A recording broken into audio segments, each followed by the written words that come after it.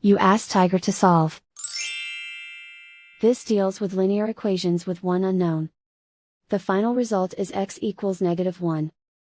Let's solve it step by step. Group all constants on the right side of the equation. Subtract 7 from both sides. Group like terms. Simplify the arithmetic.